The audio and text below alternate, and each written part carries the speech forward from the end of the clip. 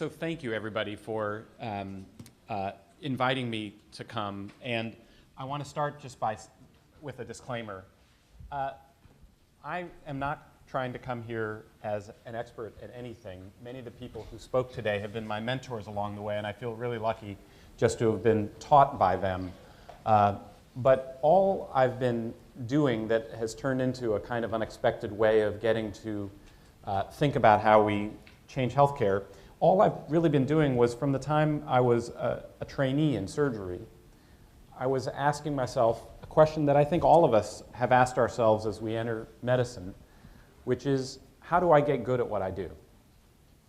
And what I found more and more is that the answers were not in the textbooks, and the answers were not in what my professors were teaching me.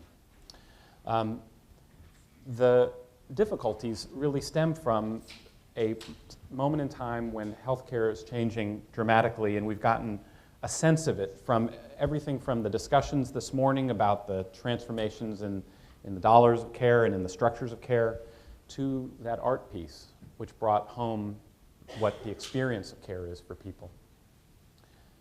And I think what's hard is that people who are not in medicine imagine that the deepest difficulty of doing this work has to do with insurance bureaucracies, or with government regulations, or with the malpractice system. And all of those things do make our lives difficult in various ways. But instead, I think the experience day to day of trying to take care of people, or the experience of being a patient, is that the hardest struggle in medicine is the complexity, the extreme complexity of what is now required to take care of people, the extreme complexity of what being really good at our job requires, or let's go even further, the extreme complexity of what being really great at our jobs require. In the course of the last century, we have traversed an enormous distance as human beings. We started the century with very little understanding of the illnesses that we had, that we faced, why things were happening to us, let alone what we could do about them. By midway through the century, we had enumerated the different kinds of diagnoses and conditions that the body could have, started parsing it into finely tuned understanding of the mechanisms that we were researching. And then in the second half of the last century, we had this explosion of knowledge about how to take care of these problems. The gaps in our ignorance have not been closed. We have all kinds of conditions for which we do not have cures, Alzheimer's disease, advanced cancers, and so on. But for virtually every condition, we have a treatment that can better people's lives, reduce their suffering, help them. And so we've arrived at the start of this 21st century with an awesome task. We have discovered 13,600 diagnoses that the human body can have, 13,000 different ways the human body can fail. How do I know that? Pick up an ICD-9 code book for your billing office, and it enumerates every diagnosis that's been discovered. In fact, if you break it apart, it lumps all kinds of them together. It probably is even more complex than those 13,000 diagnoses. But for each of them, there are treatments and things we can offer, but it's different for each one of them. And those treatments now involve 6,000 drugs that I am licensed to prescribe, and 4,000 medical and surgical procedures. Not to mention an unenumerated number of ways in which we can help prevent those conditions from happening, help reduce the likelihood people would even need the kind of services that we provide. And our job is to deploy that capability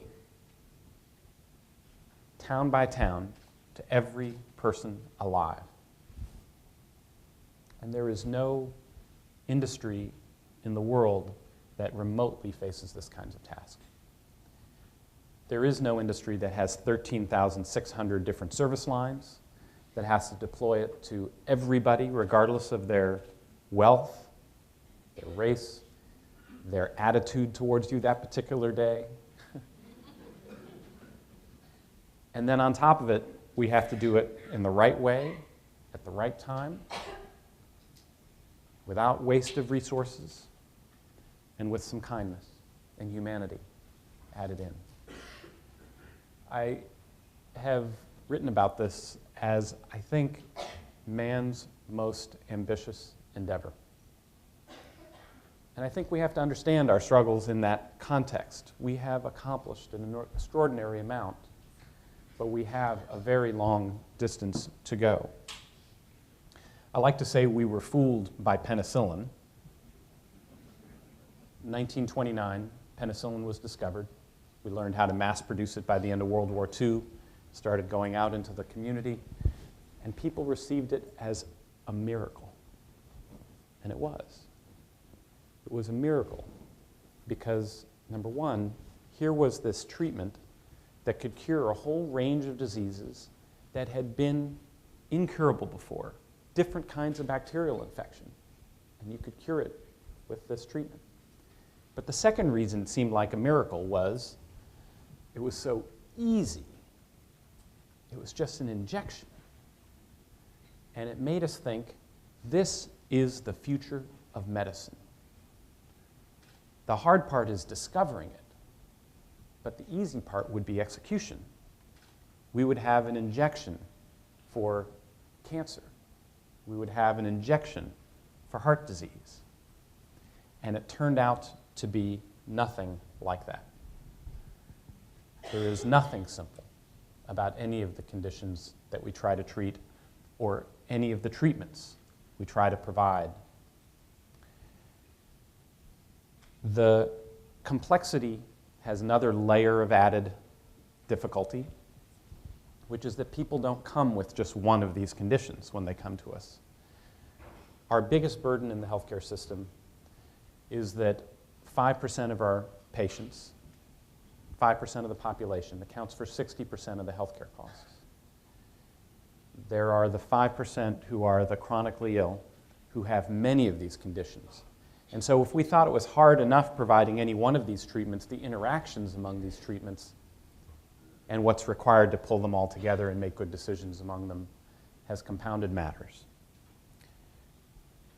And we've reached a point that we have not yet really grappled with, which is that the individual doctor cannot do it. Half a century ago, when there was less than a tenth as many drugs, when the complexities of treatment were much less, perhaps this was possible. One of my colleagues at an academic medical center who was in the administrative part of it decided to go back to half a century ago and make a calculation. Actually, it was 40 years ago that he looked back. He looked back to 1970 and said, for a sick patient coming into our hospital, how many clinical FTEs, clinical people, does it take to take care of this person? And he found it was 2.5 FTEs. And then he said, what does it take today? And he was looking in the late 1990s, but what he found was that it was 19.5 full-time equivalents to take care of a typical patient. Our world is completely different if you just need 2 people to get the job done, and if you need 20 people to get the job done. And very little of what we've been trained to do, what I learned to do, has been about being prepared for that kind of a world. The reality is that it's organizations that are necessary for the delivery of great care to people. But we have not been built around organizations in healthcare, and we're scrambling to try to become successful organizations. We know that our organizations are failing, though, and we know that it's hard, that this is complexity we're dealing with when we see the kinds of statistics that Bob Wachter referred to. The fact that, as Elizabeth McGlynn had shown, in our own communities, the likelihood a patient with coronary artery disease would receive appropriate care and complete care was only 50%. That 60% of our asthma and pneumonia patients received incomplete or inappropriate care. And then if you go to mental health, it's up to 90% that receive incomplete or inappropriate care. We're in the midst of a highly contentious, extremely, at times depressing, debate, which is a polite word for what we're seeing unfold over healthcare reform. And the people who've gathered here are a group of people that strikes me as people who have more or less ignored that Sturm und Drang. You all have decided you're going to just get something done. That is an amazing place to be here with you in South Carolina, with a group of people who look at it that way. Outside of the operating room, it's people like you I want to spend my time with, and it's trying to figure out, each of us, I think, are trying to figure out how we want to spend our time to make the biggest difference that we can. And so I spend a fair amount of my time writing, but the surprising thing that both to me and also people who think that the writing is the major part of what I do outside the operating room is that I find that I'm spending the majority of my time outside the operating room working on, of all things, checklists. Believe me, that's not what I thought I would be doing when I started surgical training. And it came from a simple-minded desire. The simple-minded idea is, what do we want clinicians to actually do differently in order to be great?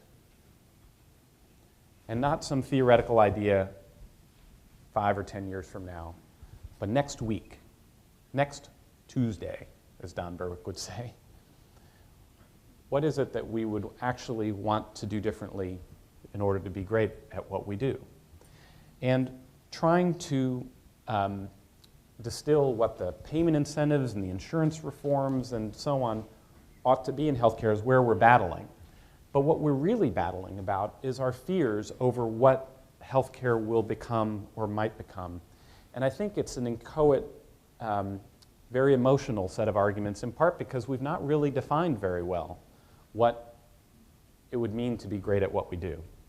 And so I've been focusing on time just asking, in my field of surgery, but by extension in many fields, what is it that we would do differently next week that would represent great care for people? And if we were able to define what we would do differently, then we would build all of our incentives and all of our systems around producing that. We know we're not producing it, so let's define how things might be better.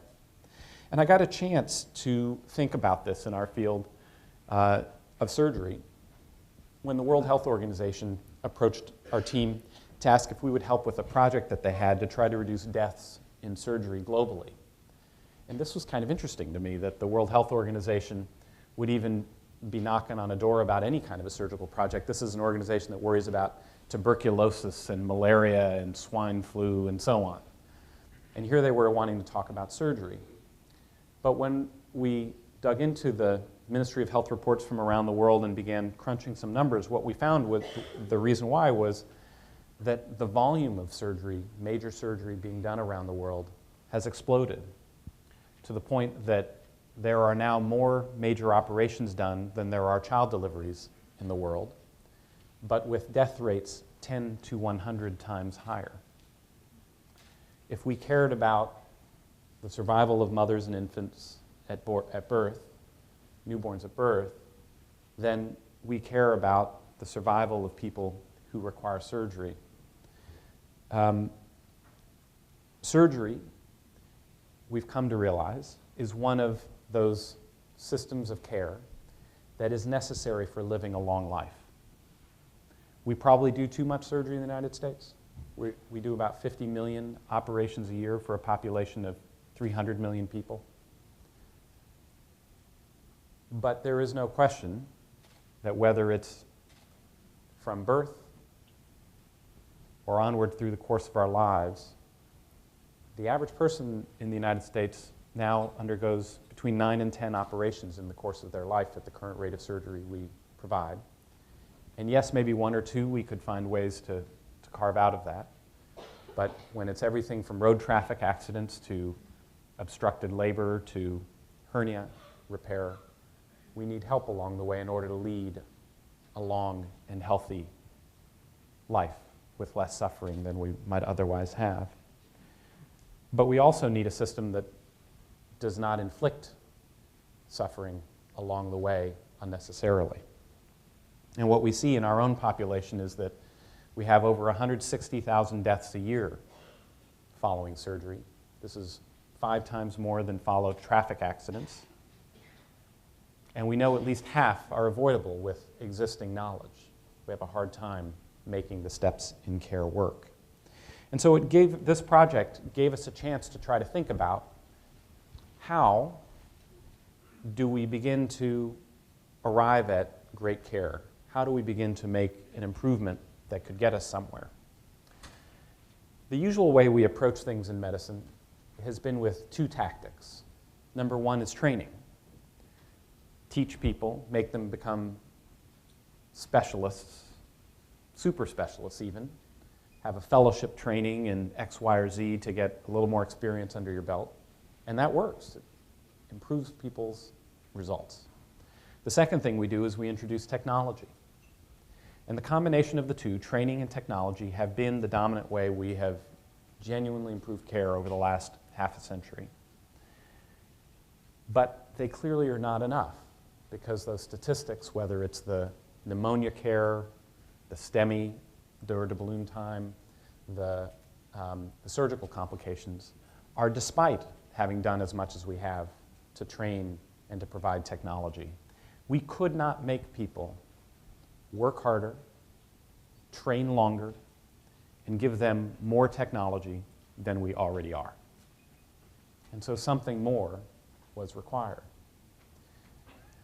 The analogy to the airline world has been around, and it led me to wonder, where did it start in the airline world? And the answer was in 1935, when they went from being a world that primarily focused on training and technology to trying to add a system in. And the system they added in 1935 was this: a checklist. Because the complexity of flying aircraft began to exceed the capacity of the brains of even their top pilots. It just wasn't possible to remember it all. Plus, you added another component with a co-pilot, a first officer in the cockpit, and sometimes a second officer. And suddenly communication began to matter. There were radio control towers, and so on. And so what they introduced was a checklist as a way of being able to try to manage these problems. A checklist did several things for them.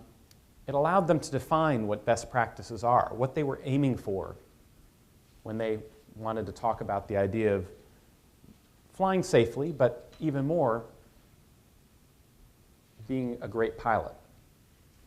That there was a definition of being a great pilot that partly was being embedded in these ideas of having a checklist.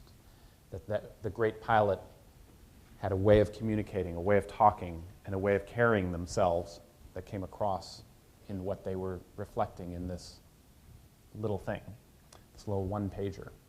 The second thing is it allowed them to remember a bundle of things that could easily, parts of which could easily slip away.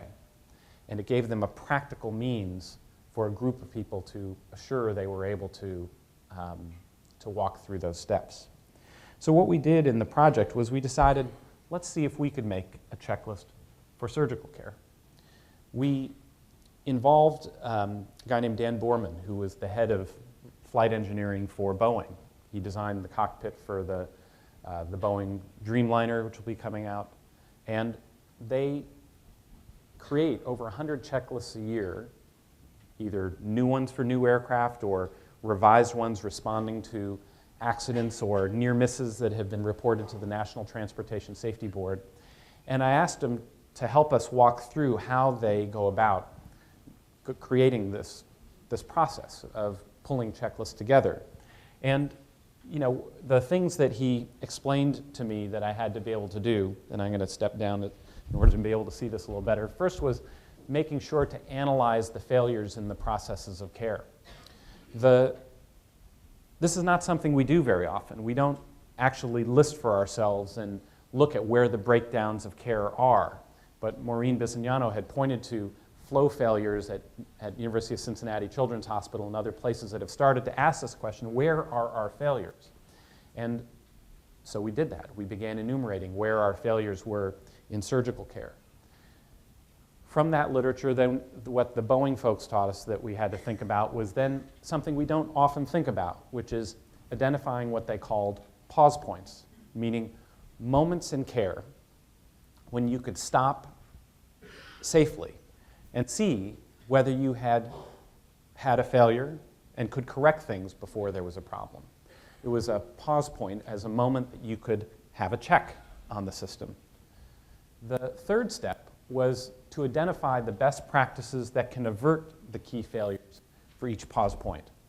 Identifying what the practice is that you could have a check for in that moment so that you could catch a problem and fix it before it was too dangerous. Then you distill all of that into a practical checklist, and then guess what? It never works. You cook it up in some committee room, but you take it to the real world and test it out, and you find that you have to try and retry and redraw it. You always find problems.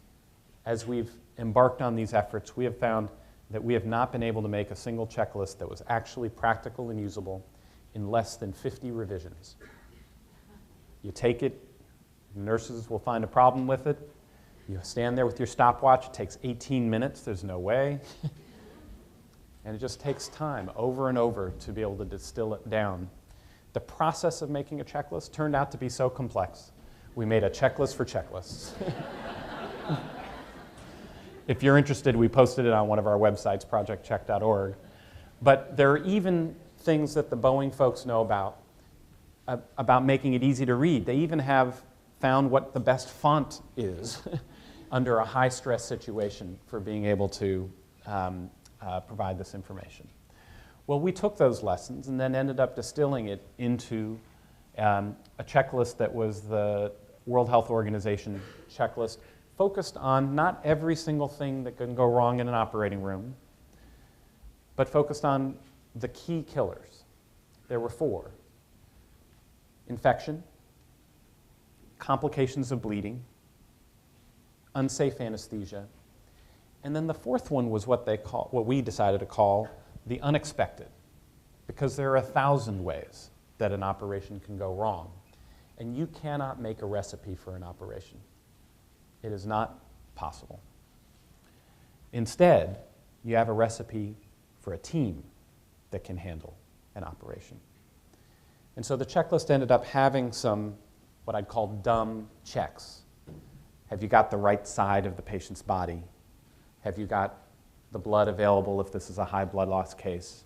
Have you got the antibiotics for a patient and is it given before the incision is made? Because after an incision, it doesn't do any good. But then there were the interesting checks, which we came to find are probably even more powerful and important than those. Checks like making sure that everybody in the room knows each other's name, have been introduced by name and role.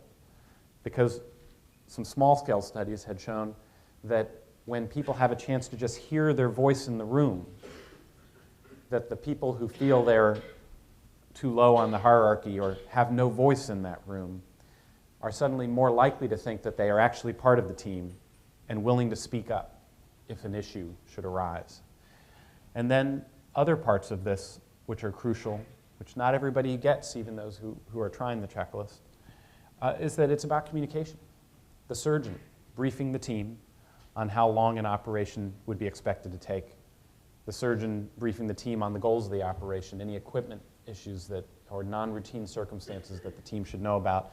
The anesthesiologist reviewing the medical issues of the patient and the anesthetic concerns. The nurse reviewing the concerns for the equipment that's available or any other concerns that the nurse might have. And no one makes an incision until everybody has had a chance to hear and speak about what the concerns are. And then again, at the end of the case, there are 3 pause points, one before anesthesia, one before the incision, and then one before the patient leaves the room. In that 3rd pause point, making sure that the plan for the next 24 hours of recovery of the patient has been discussed out loud, and anybody who has anything that needs to go into the plan, they've had a chance to voice what those concerns are. What we were doing was just trying to define what a really great team would do, what a good team would do every time for an operation.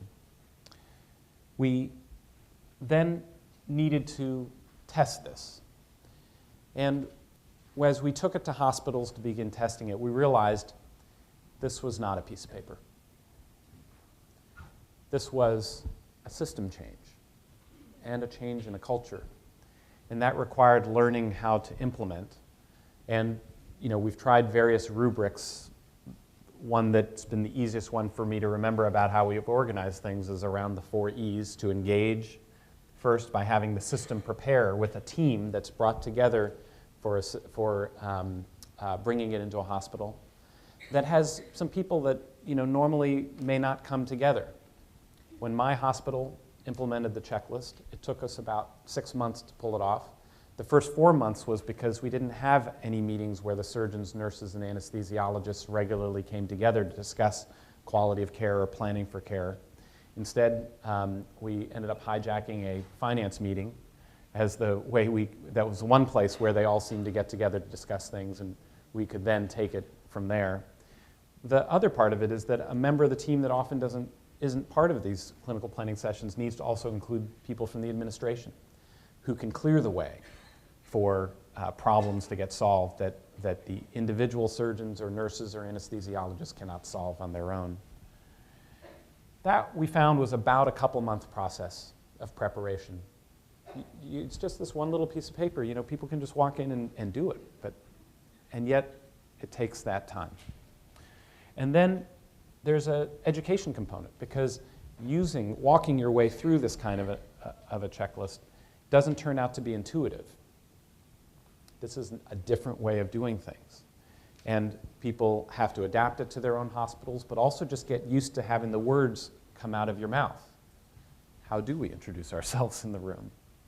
It's the most controversial and difficult part of the checklist has turned out to be the conversations that we ask people to have. Just knowing each other's name. We had a 20-minute discussion at the American College of Surgeons meeting this last October where some of the surgeons were complaining about the idea that other people were introducing themselves by first name, and they were expecting them to introduce themselves by their first name, but I'm Dr. Gawande. Turned out to be a regional thing. In the South, some of the folks were saying, well, the nurses introduce themselves as Mr. or Mrs. Smith, and then everybody's on the equal footing. And in the West, everybody introduces themselves by their first name, but mainly in New England and the Midwest, we were confused because the doctors still wanted to be last name, but the other folks were comfortable with first names. We're getting over these things.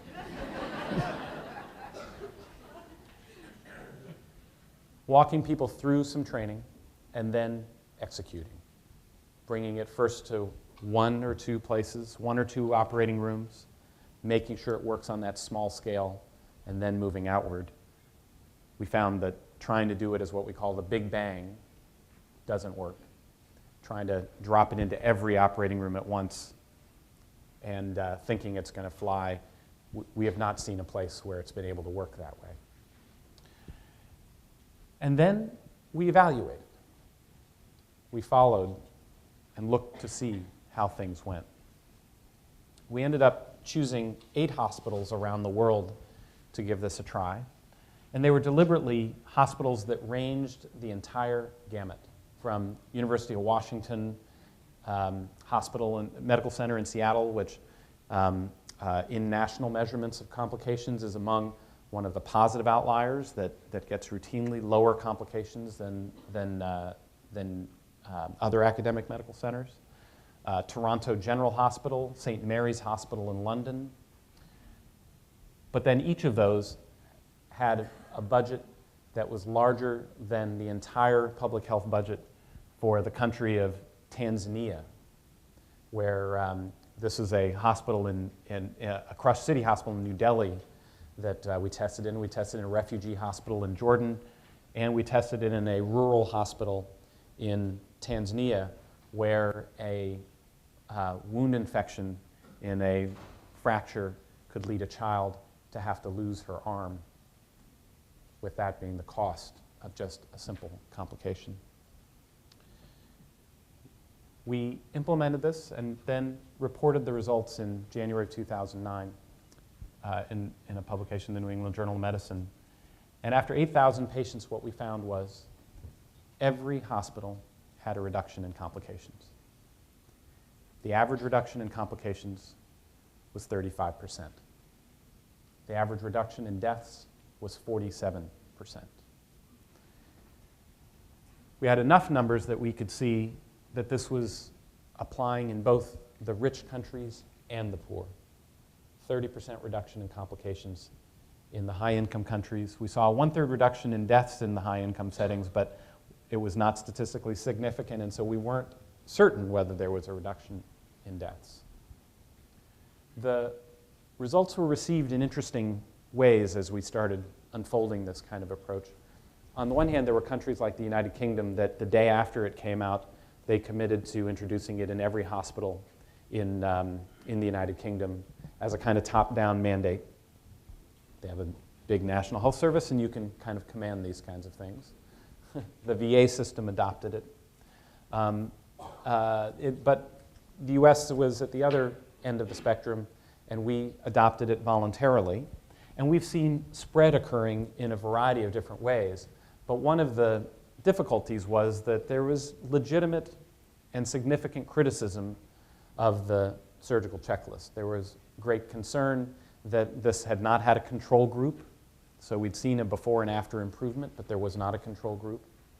There was concern there was only one US hospital, and so we're going to try to deploy across all the United States on the basis of that one hospital, or 3 or 4 hospitals that were like American hospitals. But then in the last few months have come publications that have taken it a step further, independently testing out the checklist approach. In the Netherlands, they took the checklist approach and tested it and found, in a result that was published this past year in the New England Journal of Medicine, identical results. Almost eerily identical.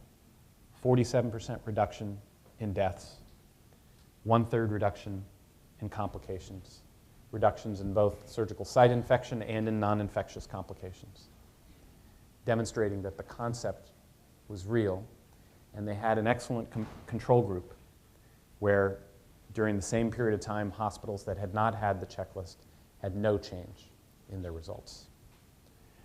And then the VA published their results showing that you could scale this at a large scale, at least in the VA setting, to 74 different hospitals where they generated an 18% reduction in deaths. And what the place we have come to then, coming out of this work, is that on the one hand, we're in a world where now 4,000 hospitals have introduced the checklist. It's a world where there's enough information now that I think we can say that surgical teams that do not use a comprehensive checklist like this are endangering their patients. But we're also in a world where there is difficulty, resistance, and complexity to even trying something as simple as this. This is an idea that is spreading, and there is financial reasons to want it to spread as well. It's not only saving lives, but every reduction in complications we found reduced in surgery is a savings of, on average, $14,000. So there's tremendous value here. But there are deeper issues, and I came to recognize it in my own operating room.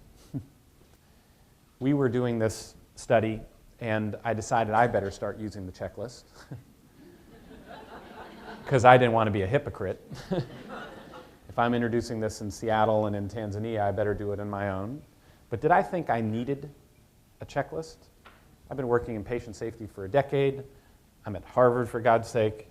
Do I need a checklist? No. But from the very first case where we started using the checklist, I found we were catching errors, unexpected problems that other people were being able to bring to light. In that very first case, it was an asthma patient who'd had 2 stays in intensive care after previous procedures. And the recognition this time that she had a severe asthma condition led us to pause for a minute, long enough to say, let's try a couple of extra steps along the way. Give her inhalers, treat it up front, and see if we could prepare her. And she not only never required an ICU stay, she never required a stay of any kind and was able to go home that day. And then I've found over the course of the years now since then, I have not gone through a week of surgery without the checklist catching something, without the checklist helping the team catch something that could be done to improve a patient's care. When we surveyed teams after they'd been using the checklist for about 3 months, we found that they started off with tremendous doubt and a good deal of resistance to the idea of changing the way they might try to do things. But after 3 months, about 80% found that the checklists were in fact easy to use, that improved care, improved teamwork, and that they had actually observed it to have saved a patient from error. But the interesting thing to me was the flip side of the survey, which is that there were 20% who completely disagreed. They thought it was not easy to use. They thought it took too long. They thought it did not make any difference. This is a pain in my butt. It's more paperwork. It doesn't help anything. Then we asked them one more question. If you were having an operation, would you want the checklist? 93% wanted the checklist. The process of introducing a checklist into the way we do things is a huge emotional challenge. It is not an intellectual challenge. And it is a challenge emotionally because it carries with it, to an extent I hadn't quite realized until we started unfolding the process, it carries with it a set of values. When you use a checklist, you are expressing certain values, and you have to share those values to be willing to do it, and not everybody does. The first value is humility. The belief that no matter how experienced you are, no matter how well trained you are, you will make mistakes. Your brain will fail you. There will be something you forget or some flaw in your thinking. The second value is discipline. That the way to be saved, to have a chance of being saved from those failures, is through the discipline of a kind of standardized process, the process of doing things the same way every time, at least in its basic components. And the third value is teamwork.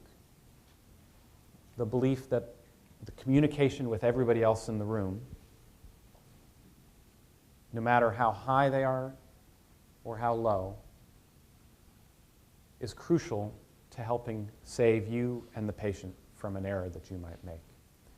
Teamwork means that other people can help you. And all of us know our institutions and some of our colleagues and we ourselves don't always believe that in our hearts when we're doing our work. But this is a way of being able to make it possible. This turned out to be a tool for trying to introduce a cultural change in this very complex, difficult, high-stress environment of an operating room. I am extraordinarily proud to be getting to join with you here in South Carolina. Rick Foster and I have known each other since he first came. I'm not sure if I met him when he first started here, but it's been several years. I met him at an IHI conference with Maureen introducing us. And he asked if I would come to this meeting to give a talk on patient safety. And I said, I'm tired of giving talks on patient safety. Could we try doing something on patient safety? And he said, well, we had this tremendous project with door to balloon time. I think we could try doing the surgical checklist across the state. And a foundation, the Branta Foundation, a family foundation committed to patient safety, provided resources for our team to be able to bring in a couple key people who then started coming well ahead of this meeting to work with people like Dr. Michael Rose and others in a leadership council where we'd be really trying to build off of the exact same model you followed with the door to balloon time initiative and take it to transforming all of surgical care across the state. And that effort is now, with this meeting, underway. To be every hospital in the state that provides surgery, 61 hospitals, has committed to making the surgical checklist part of care for every patient undergoing surgery in South Carolina. It's amazing. The second thing, though, is that we do not want to do it the way we have seen it occur, which is as lip service. The goal is not to do a checklist. The goal is to reduce infections and save patients' lives in the state, and to know that we are doing it. There are a variety of hospitals that have adopted the surgical checklist and are absolutely convinced they're using it, but we know the difficulties. There's a company, I don't own anything in this company, but they're called Live Data, and they put a big screen up on the wall that has the checklist so you can click through it electronically instead of with a big piece of paper like this blown up version of the South Carolina checklist. And they have implemented the checklist system electronically in a number of different hospitals, including East Cooper here in South Carolina. And they aggregated data from some of their sources to see what happens when people do the checklist. And what they found was that there is a check before the incision. I mentioned that you should have those conversations, make sure antibiotics got in, and so on. And what you see is that there's a whole range of folks who are just clicking through the checklist after the incision's been made when you know it couldn't make any difference, or 2 hours before the patient's even started the operation, meaning that the nurse has just pre-checked, clicked through the checks before anything ever even happened. And the reason that happens is because it hasn't been cemented and been made part of the culture. And the real challenge is whether we're able to genuinely transform the experience of care for patients here. And I think that the answer is clearly yes. South Carolina's 61 hospitals range every possible kind of patient, every possible kind of setting. There are 2,500 different kinds of surgical procedures, and your state provides every one of them. You all had the leadership to come together and have a leadership team that has already gone through the WHO checklist and made the changes to fit into what you want to accomplish here in South Carolina. And what they ended up doing was adding to it. They added the components that the Joint Commission requires, and they added the recommended components for the Surgical Care Improvement Program under Medicare, so that patients are also being warmed and have a number of other steps. And then some, I think, really important and interesting things where the surgeon says certain ideas to make it clear that the hierarchy is just going to be different in the operating room in South Carolina, asking, does anybody have any concerns? If you see something that concerns you during the case, please speak up. The concept that we begin to execute on this level in South Carolina and make it work is only going to happen if we follow through on that implementation process of bringing our local systems to become systems, to gather the surgeons, anesthesiologists, nurses, and administration together to try to make changes that work. The reality is that this can be transformative. Bob Wachter talked about earlier the challenge of trying to work across multiple kinds of projects that we have to do in our healthcare systems. And Maureen Bisignano talked about our ultimate goal being the triple aim: improving the health for South Carolinians so that they don't need the hospital and don't need those operations as much. Improving the experience of care when they do need those kinds of care, and then reducing the costs of care. This is the kind of project that we have to have the capacity to do well. This is just one corner of that care. Surgery is a place, though, that we begin building the capacity of our systems to genuinely become systems. If we look at those patients who are in the top 5% of our costs, I would argue that is the place we need to start if we want to actually control costs in our healthcare system.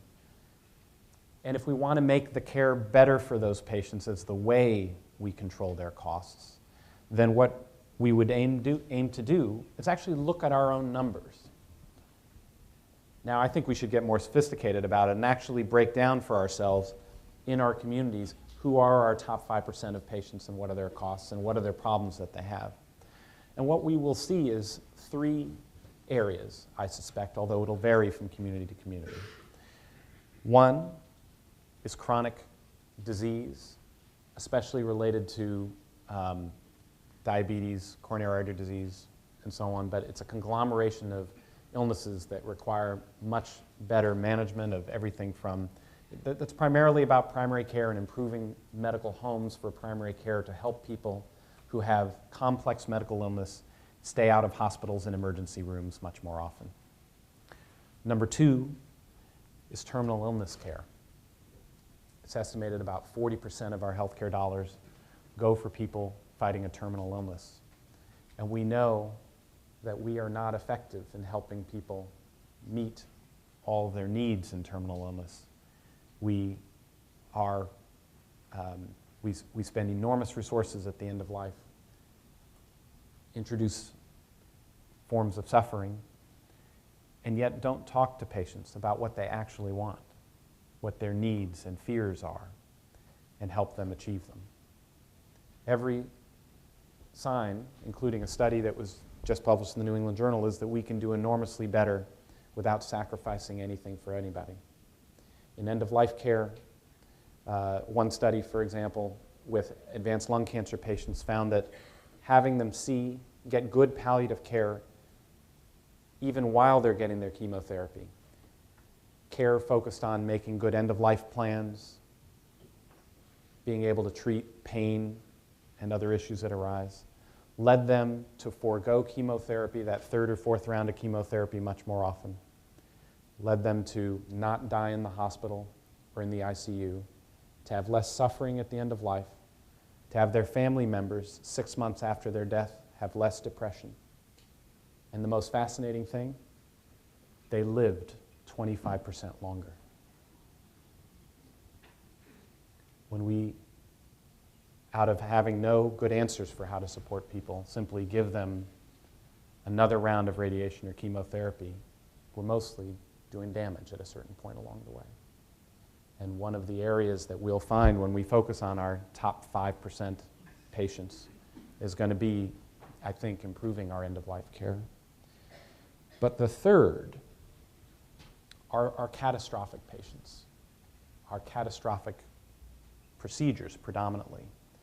These are everything from trauma care, cardiac care, cancer care.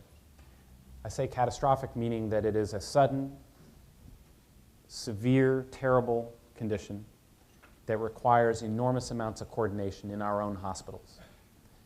And being able to design the care so that we are able to follow a series of checks that ensure great communication, that makes the care feel the way that dance troupe made us feel at the end. That's where we're trying to get to. In field after field, when we define what great care would be for these three kinds of areas, the chronic care patient, the end-of-life patient, and some of our high-expense catastrophic care, I think what we'll find is that it is better, that we feel better as clinicians about the job we do every day. I think we'll find that we save enormous numbers of lives and improve people's health and give people a better care experience. And I think we'll find as we structure our financial rewards and structure around these conditions that we will actually save money for health care and our economy as a whole. In field after field, I think it will save people, save costs, and save our American prosperity, which has now become dependent on whether we in medicine can make health care affordable. I want to finish with just a couple of thoughts. Number one are some numbers about South Carolina. We do here in the state 800,000 operations a year. We have about 5,000 surgical deaths. We'll have some exact numbers for you by I'm hoping by the middle of this summer, now that we've started this project together today. And we're going to be working with you to measure how well we can implement this project here. If we can achieve just half of what the VA achieved in rolling out the checklist, we would involve a cost of less than $10. We would save more than 500 patients a year from avoidable death. We would have an annual cost savings of greater than $28 million. And the return on the investment that you all have put in would be greater than 25-fold. This is what we can do in this little corner of our care, and I suspect with the whole portfolio of what the South Carolina Hospital Association is working with you to roll out, that you could actually create transformation on a whole statewide level. It is not a transformation that will take 1 year. It's a transformation that might take 3 or 5 years, and the politicians won't be entirely happy with the pace of change, but it will be lasting change. And that will matter to people like Dwayne Smith, who was in this car wreck. He wrote to me about a year ago. He's a 34-year-old grocery store manager from East Texas who was in his car on a highway outside of Austin when he ended up in a head-on collision. And he was lucky to have survived this. But he had excellent people taking care of him from the very first moment that an EMT arrived on the scene. They were able to get lines into him, get him intubated, get his bleeding under control, shoot him to the nearest hospital, a level 1 facility, and everything went step by step, just about the way you would want it to go. They found he had fractured pelvis, bilateral broken femurs. They were able to stop the bleeding from there, stabilize the fractures. He had both lungs down and collapsed from rib fractures, and they got chest tubes in. But they found that he was still bleeding, and so they rushed him to the operating room. And in the operating room, they were able to find the source of bleeding, which was he had a ruptured spleen as well. And they took out his spleen, and he survived. He did extraordinarily well. He was grateful to every single person that took care of him. But as he discovered a couple years later, there was just one tiny little thing the team forgot. When you take out someone's spleen, there are 3 bacteria that you become susceptible to, ordinary bacteria, but you can get a vaccine that protects you against those bacteria, and he never got those vaccines. And so he was on a beach vacation with his wife and his little baby daughter when he got an ordinary strep pneumonia infection that you and I would fight off with an antibiotic, and that would be that. But instead, that infection spread throughout his entire body with sepsis and DIC. What that meant was he lost all his fingers and all his toes as he succeeded in surviving this catastrophic disaster. When he crashed, he was cared for by good, hardworking, well-trained people with all the technologies that we could offer. But he had no actual complete system of care. If at the end of his operation they had had a conversation to ask, in his recovery, what does he need?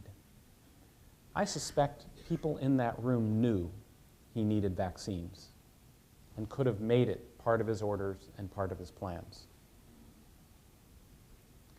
But the damning thing about his story is that no one learned a thing from his story, because we had that same story happen in my hospital with even worse consequences. And I know in your hospitals you've had this same story happen.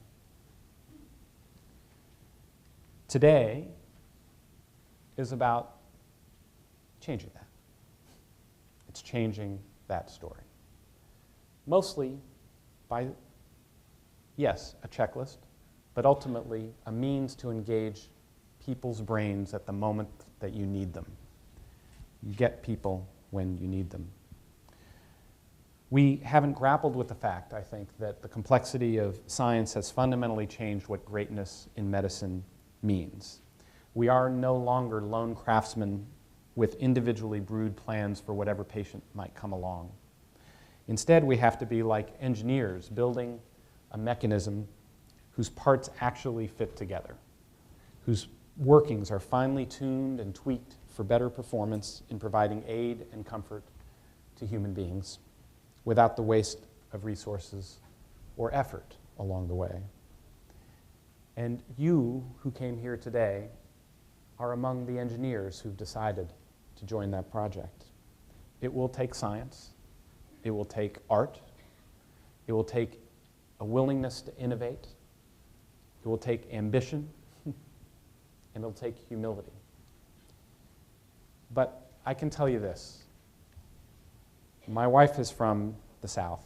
Her family's from Savannah, Georgia, and is in South Carolina, North Carolina, this area.